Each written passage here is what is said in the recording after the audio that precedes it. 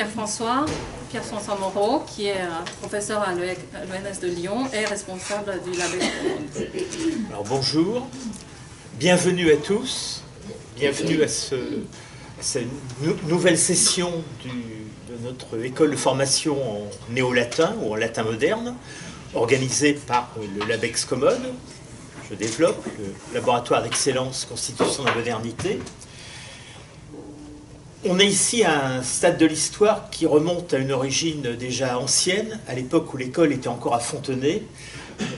Des collègues qui étaient en train de traduire le discours inaugural de Christian Wolff s'étaient rendus compte que, aussi bon germaniste qu'il soit, ça ne suffisait pas pour traduire du latin du XVIIIe siècle, même si le latin de Wolff est effectivement un peu imprégné d'allemand.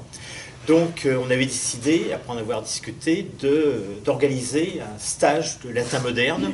On avait fait non seulement du Wolff, mais aussi un certain nombre de textes issus des XVIe, XVIIe, XVIIIe siècles. Et on s'était rendu compte, en les étudiant, que ce latin moderne, à la fois s'appuie sur le latin classique, mais en même temps, comme l'ont montré un certain nombre de spécialistes qui ont étudié ces textes, ce latin reprend d'abord un latin beaucoup plus large que ce que nous appelons le latin classique, donc un latin qui va depuis Terence au moins jusqu'à la basse latinité, donc un latin beaucoup plus riche en un sens, et puis un latin qui d'une part a été forcé de créer de nouveaux mots pour parler des nouvelles réalités qu'étudie à partir du XVIe siècle la physique, le droit, la philosophie, et puis aussi un latin qui porte la trace des langues vulgaires que leurs locuteurs parlent tous les jours dans la rue ou dans leur famille. Donc une langue finalement qui est très complexe, très enchevêtrée, et qui vaut la peine d'une part d'être étudiée pour elle-même, et d'autre part d'être assimilée quand on veut traduire ou étudier simplement des textes de cette époque. Le latin purement classique ne suffit pas.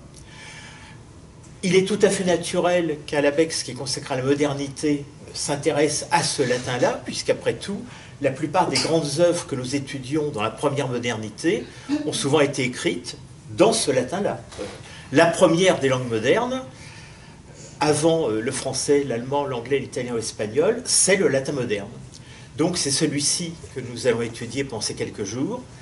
Merci à Smaranda pour avoir organisé ce stage, comme elle avait organisé déjà celui de l'an dernier, et comme elle organisera les suivants, sans doute.